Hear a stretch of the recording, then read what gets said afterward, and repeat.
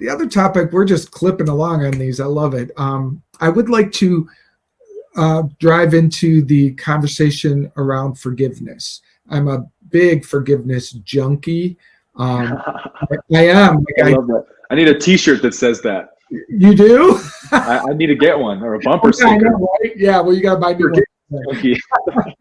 Yeah, I really am, and I've had amazing.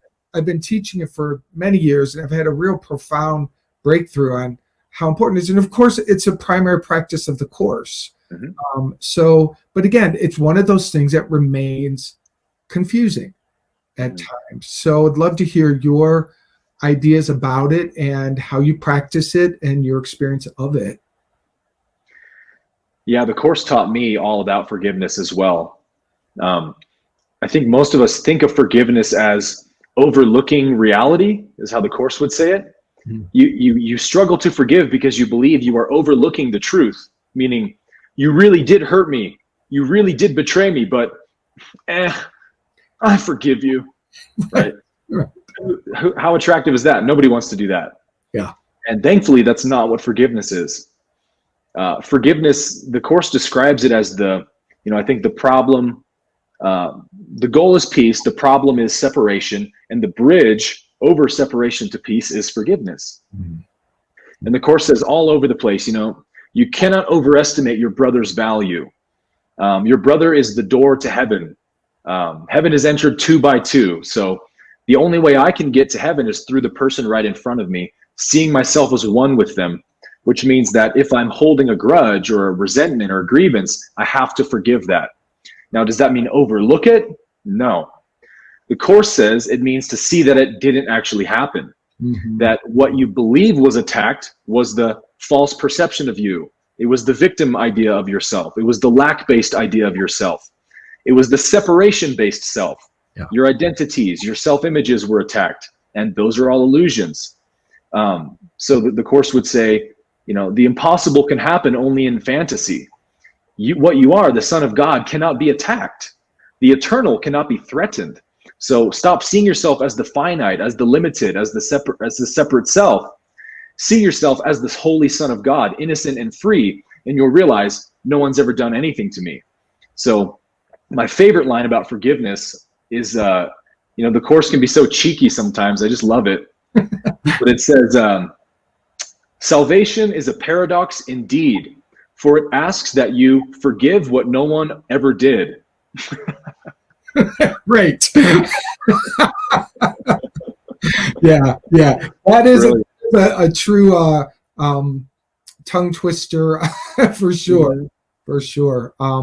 And so how do you practice it when you are bumping up against that ego, that separation self? What is the forgiveness practice that you do? Well, Ramana Maharshi, the great sage Ramana Maharshi, came up with the practice of self-inquiry, which is to constantly ask, who am I? Who am I? Who am I? And that's a question that just becomes increasingly powerful when you ask it with true sincerity. So whenever I am, harboring resentment against somebody, or I feel offended at somebody, the first thing I'll ask is, who is offended, right? Yep. What am I protecting right now? What self-image needs defending right now? And when I ask that question, for me at least, I tend to get answers really quickly.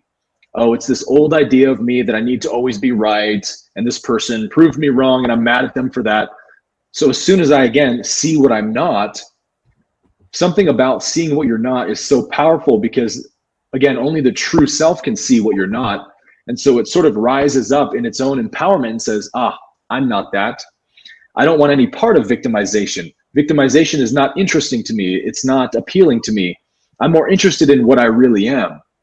And so it's all a wordless thing. It's not like you go through this in your mind, but asking the question, who is really offended? Is the holy, innocent Son of God offended? Surely not. Then it must be an illusion of who I think I am. Nice. So that inquiry separates you and gives you the perspective to let it go. Yep. Which, that's really beautiful. And what the course teaches is there is no offense too great or too small. Like wherever you're working, is the perfect place to work. And the reason I say that too is that, and with all that's happening in the world, with the great divide in our politics, the pandemic, the rise up of the racism, there's just there's storms in the field, and a lot of people are getting swept up into the drama of it. But there's no great or small in that. Like, it's just there's no order of difficulty. Exactly. In miracles.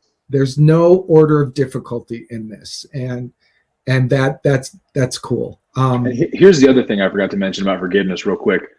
The thing the Course really taught that broke it loose for me was the idea that if I judge someone or resent them or whatever in my mind, I am attacking myself.